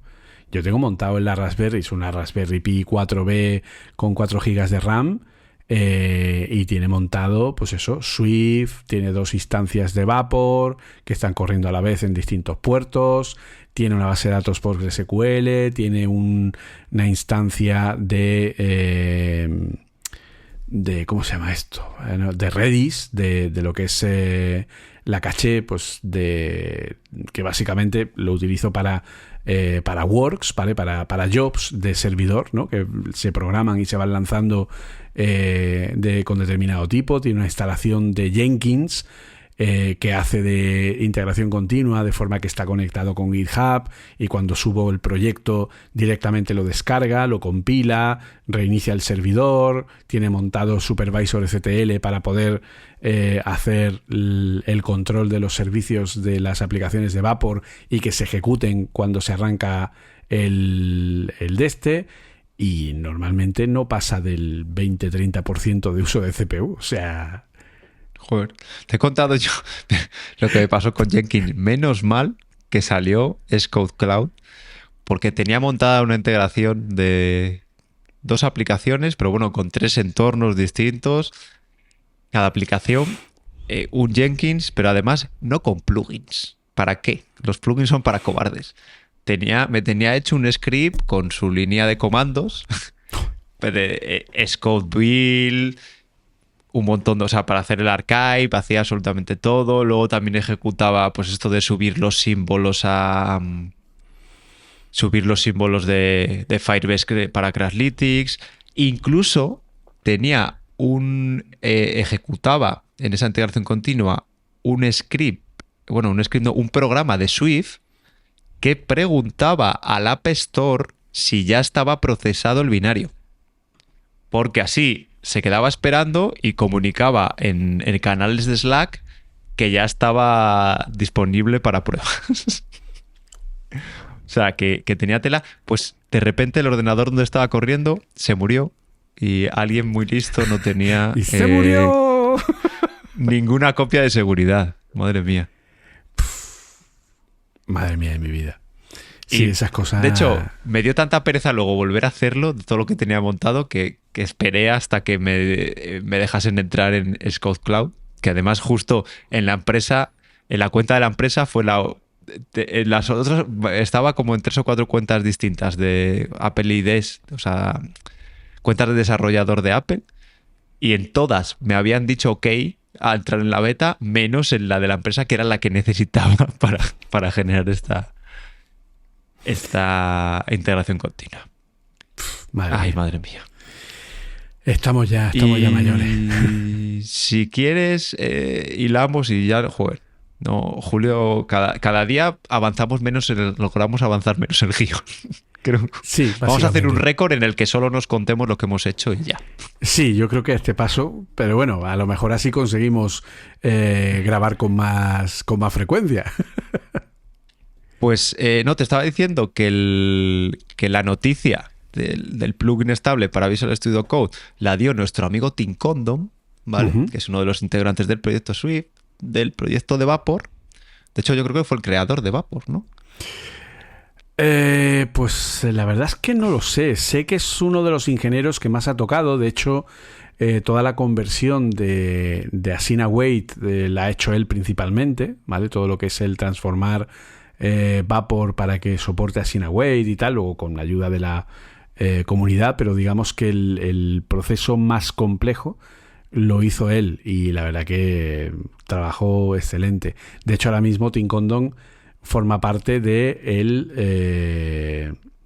Swift Server Workgroup, del SSWG. Antes trabajaba, ahora ya no, como responsable en RaiVenderLeague.com, ahora Codeco, que sabemos que ha cambiado de nombre. Lo que era RaiVenderLeague, que ahora se ha cambiado de nombre a nivel corporativo. Él era el responsable editorial de la parte de Swift del lado servidor, de los tutoriales, etcétera. Dejó eso y ahora está encargado de la parte, como digo, de junto con ingenieros de Apple, de llevar el tema del grupo de trabajo para Swift del lado servidor, ¿vale? Y bueno, pues la verdad que está haciendo un trabajo totalmente encomiable. De hecho, es el responsable de la conferencia donde se anunció el tema de la apertura de código de la librería Foundation, ¿vale? Es una conferencia que se desarrolla en Londres, en el que estuvo también Ted Kremenek, el principal responsable de Swift, y que es la Swift Server Conf, si no recuerdo mal, o Conference o algo así, que la organiza él con sus patrocinadores y tal y cual, y que es una conferencia 100% Swift de lado servidor, con todas las soluciones que incluso al final consiguió invitar a la persona responsable del proyecto de los lambdas que se encargan de los AWS lambdas de Swift, que se encargan de que cuando tú eliges una peli en Amazon Prime Video, busque el servidor de CDN donde servirte la película y te la envíe. Sí, efectivamente. Pues el bueno de Tim, vamos ya a tratarle de tú a tú, ha creado una página web que, si no me equivoco, se llama www.argwiserverjet.org, ¿vale? Donde ha recopilado todos los paquetes, librerías y frameworks del lado servidor para Swift que hay actualmente. Y así, bueno, por comentar unos pocos, bueno, primero habla de que los grandes frameworks son Vapor y habla de otro tal Smoke, que yo la verdad que no lo he probado. Smoke es el de Amazon. Ok, pues nos habla de esos dos como grandes sistemas con los que puedes crear, digamos, el backend entero. Y luego ya nos habla, pues, empieza por las bases de datos, nos dice Fluent, que es, bueno, tú seguro que lo has utilizado en Vapor, que es la manera de conectarte con bases de datos. Sí, otro claro. Tal MongoKitten, que para MongoDB, luego también drivers nativos de la propia MongoDB, de SQLite, de Postgres, de MySQL, también tenemos. De hecho, el de MongoDB oficial lo estaba usando yo. Y luego a raíz de esta noticia vi el MongoKitten que es bastante mejor porque no puede salir nada bueno de algo que se llama Mongo, lo siento en el alma. Ya, no lo pensaron muy bien. también hay integraciones con, digamos, con servicios de terceros como Soto de AWS. De hecho, la librería Soto yo la he utilizado para llamar al S3 de Amazon, ¿vale? Digamos el servicio de almacenamiento de Amazon. Puedes llamarle para Google Cloud también, para Redis, que lo has comentado tú antes, para Elasticsearch, que creo que también es de AWS, perdón, y sistemas Cassandra. Sí, de base de datos luego también. Luego también nos habla de algunos paquetes pues, para login, para autenticación, generación de templates, no me sale de plantillas, no me sale la palabra en español, como Leaf, que digamos que es la librería oficial para generar HTML de Vapor, o Plot, que es con la que yo hago mi página web del gran John Sundell, y Job Queues, pues para crear queues de trabajo en los backends. Y nada, pues es como una página web que nos cuenta un poco como el estado, bueno, el estado no, los frameworks y los recursos disponibles de Swift de lado servidor, además creado por él, que probablemente sea la persona que más sepa de Swift de lado servidor en el mundo, y promete que lo va a tener actualizado. Y nada, lo dejamos como recurso. Luego, además, justo abajo del todo también nos dice cómo empezar el Getting Started de toda la vida, que nos dice por los recursos tanto de la WDC, de Codeco, que lo ha comentado antes Julio, de la parte de Vapor, y vamos, algunos sitios por donde empezar si te quieres iniciar. Entonces, siempre lo recomendamos, pero bueno, aprovechamos esta vez ya para saber dónde tenéis que ir. Se llama www.argwiserverjet.org, ¿vale? Y ahí el bueno de Tim, como decíamos antes, tiene un montón de recursos. Pues eso, si os ha picado el gusanillo, que esperamos que sí, pues ya tenéis por dónde empezar. No digáis que nos decimos dónde ir. De hecho, una de las partes que comenta, porque curiosamente hoy me lo ha preguntado un alumno del bootcamp, si Vapor soportaba, o si el Swift de lado servidor soportaba WebAssembly, y pues lo que pone aquí es que sí, que soporta WebAssembly, que hay varios proyectos que trabajan con ello y varias librerías, y además hace referencia a una librería que se llama Tokamak, que, ojo, es una librería, es un framework compatible con SwiftUI para construir aplicaciones a través del navegador con WebAssembly. Bueno. Y de hecho tienes aquí código que efectivamente es SwiftUI, sí. Y lo que hace básicamente es generar, pues eso, a través de WebAssembly, páginas web, portales web, donde puedes inyectar código dinámico HTML, código estático, JavaScript, y luego pues partes de nomenclatura SwiftUI. Se llama Tokamak la librería. O sea que... Pero lo que pasa es que esto me refiero, o sea, porque estoy viendo que utiliza, por ejemplo, el protocolo Vue. Me imagino que es un Vue que han creado ellos, claro, a la manera de SwiftUI, porque funciona un poco. De hecho, la librería esta de Plot de John Sundell empezó no siendo así, pero luego con la salida de SwiftUI pues se la curró, y hay otras parecidas que son con esa sintaxis, vamos, que parecida a SwiftUI. Porque también en su día, cuando salió el propio SwiftUI, claro, se habló de que no debería de ser tan difícil conseguir que la librería SwiftUI la pudieses enganchar a drivers, le llamaríamos, o otras librerías, otros paquetes, otros renders, para que, básicamente. Es precisamente porque ahora mismo, digamos que el SwiftUI tiene el render para sistemas de Apple, pero ese render se podría hacer o escribir solo una parte del render, pero claro, ahí está uno de los problemas que yo creo que te ha salido a colación en este podcast.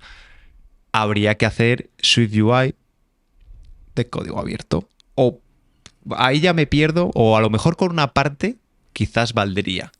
Pero no, es que es como la no lo parte... sé, aparte funciona todavía, cada vez menos, Julio, pero funciona también con UIKit, con lo cual entiendo que hasta que no se despegue, es lo mismo que pasó con Swift y Objective-C.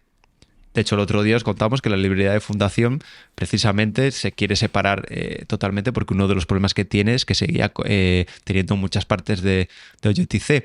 Pero SwiftUI, uno de los problemas que tiene es que sigue enganchando muchas veces con UIKit, con lo cual lo primero que hay que hacer es separar ambas partes y que sea SwiftUI más un render y no haya UIKit por medio. Ese es el kit de la cuestión. Es que SwiftUI, y yo lo comento en mis formaciones, SwiftUI es estructura de código. Cuando lo digo, la gente dice, ¿cómo? ¿Qué estructura de qué? Claro, SwiftUI es una serie de clases que generan una estructura, en este caso una serie de struts, pero son una serie de struts que generan una estructura, ¿vale? Entonces, si yo separo esa estructura y lo que obtengo es una serie de órdenes, si eso lo engancho a un render, puedo conseguir cualquier cosa.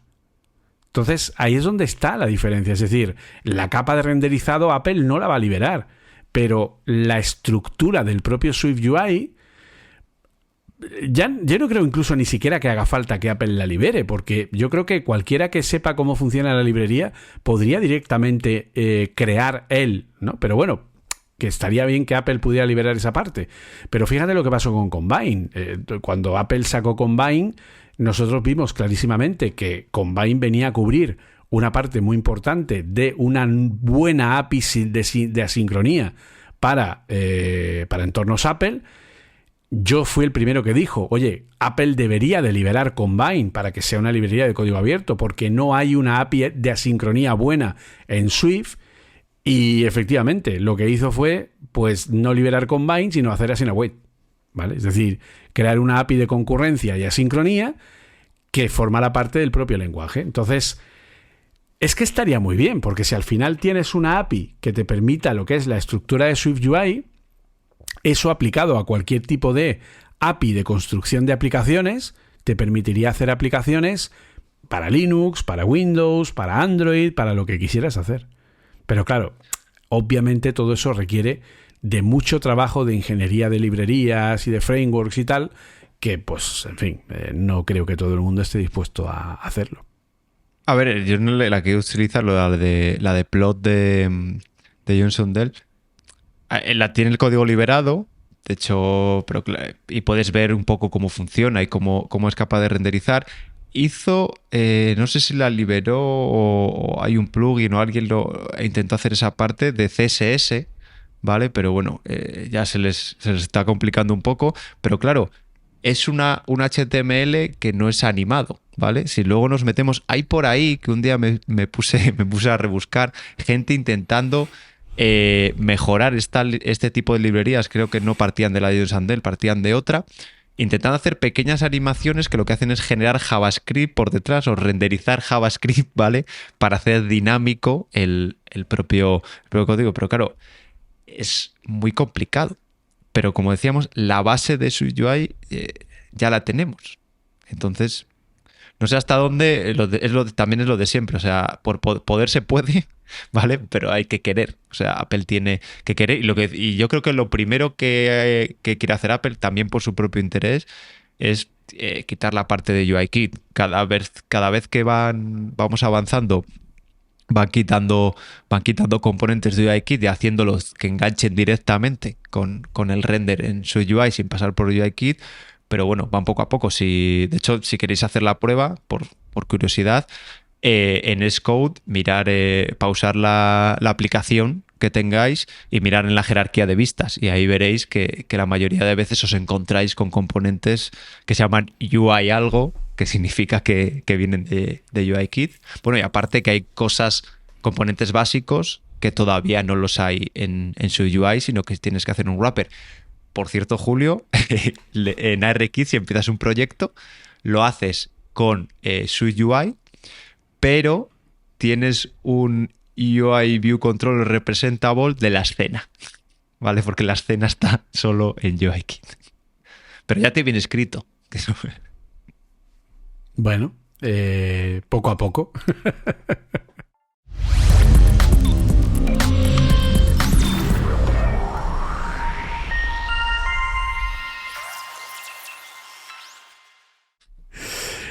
En fin, pues yo creo que al final, no sé, hemos tocado un montón de temas distintos, ¿no? Y puede ser interesante, así que creo que al final ha quedado un programa curioso. Espero que os haya gustado, ¿vale?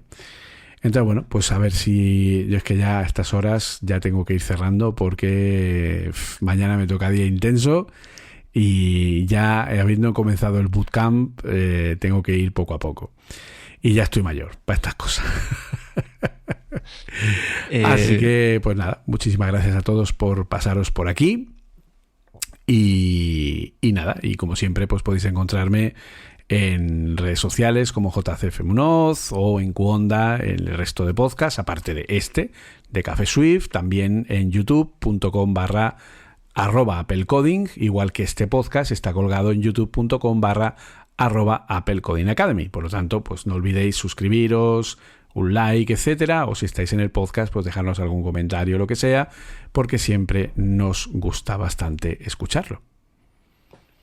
Y nada, pues muchas gracias como siempre. Hoy hemos aprovechado para contaros historias de Abuelos Cebolleta, porque aparte esto es como un sitio donde venimos Julio y yo a destensar y a contar los problemas, las cosas malas y las cosas buenas que nos pasan en el día a día, porque nos estamos todo el rato escribiendo, pero la mayoría de las veces no tenemos tiempo para sentarnos con un café, no, porque normalmente solemos grabar a altas horas.